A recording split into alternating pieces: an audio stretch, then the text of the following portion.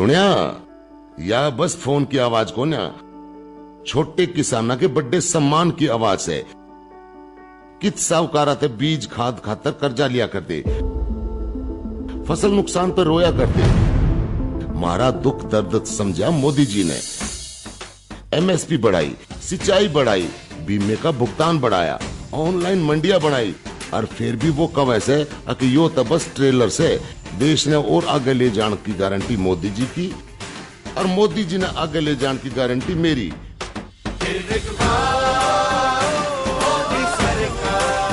कमल का बटन दबाएं, भाजपा को जिताएं। नमस्कार, ये आकाशवाणी चंडीगढ़ है। अब आप प्रतिका से प्रादेशिक समाचार सुनिए। लोकसभा चुनाव के 7वें और अंतिम चरण के लिए नामांकन दाखिल करने का आज अंतिम दिन है। इस चरण में 7 राज्यों और केंद्र शासित प्रदेश चंडीगढ़ की 57 लोकसभा सीटों पर मतदान होगा। इन 7 राज्यों में पंजाब के सभी 13 और हिमाचल प्रदेश के 4 लोकसभा क्षेत्र शामिल हैं। नामांकन पत्रों की जांच कल की जाएगी। शुक्रवार तक नाम वापस लिए जा सकते हैं। इस चरण के लिए अगले महीने की 1 तारीख को मतदान होगा।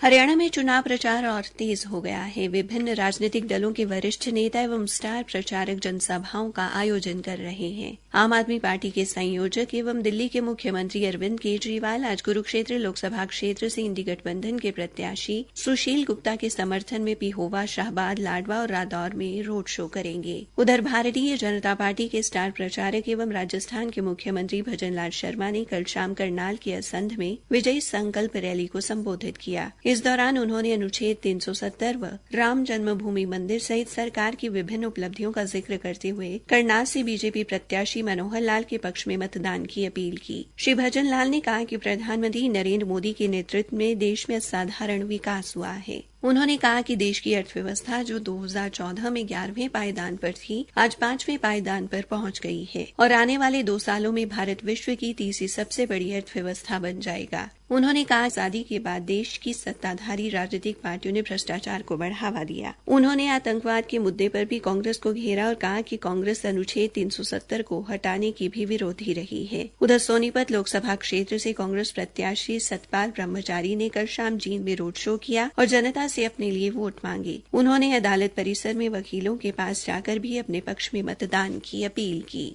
हरियाणा के परिवहन राज्य मंत्री असीम गोयल ने अपने पैतृक गांव नन्यौला में भारतीय जनता पार्टी की प्रत्याशी बंतो कटारिया के लिए प्रचार किया, जहां श्री गोयल ने घर घर जाकर श्रीमती बंतो कटारिया के पक्ष में मतदान करने की अपील की। इसके साथ ही कई घरों में जाकर अपने पुराने साथियों से भी मुलाकात की। पत्रकारों से बातचीत में हरियाणा में कांग्रेस के अलग अलग गुटों के नेताओं द्वारा एक दूसरे के लिए प्रचार करने से दूरी बनाने पर श्री गोयल ने कहा कि कांग्रेस अब व्यक्तिवादी पार्टी बन चुकी है। उन्होंने कहा कि कांग्रेस नेता सेवा के लिए नहीं बल्कि अपनी इच्छाओं की पूर्ति के लिए राजनीति कर रहे हैं। भारतीय जनता पार्टी के नेता रणबीर चंदीला आज फरीदाबाद में अपने साथियों के साथ कांग्रेस में शामिल हो गए और लोकसभा प्रत्याशी महेंद्र प्रताप को समर्थन देने का ऐलान कर दिया। महेंद्र प्रताप ने उनको विधिवत तौर पर पार्टी में शामिल कराया। श्री चंदीला ने कहा कि देश बदल रहा है, जन भावनाएं बदल रही हैं और ये समय की जरूरत है। श्री चंदीला ने कहा कि उन्होंने महेंद्र प्रताप के समर्थन में कांग्रेस पार्टी में वापसी की है।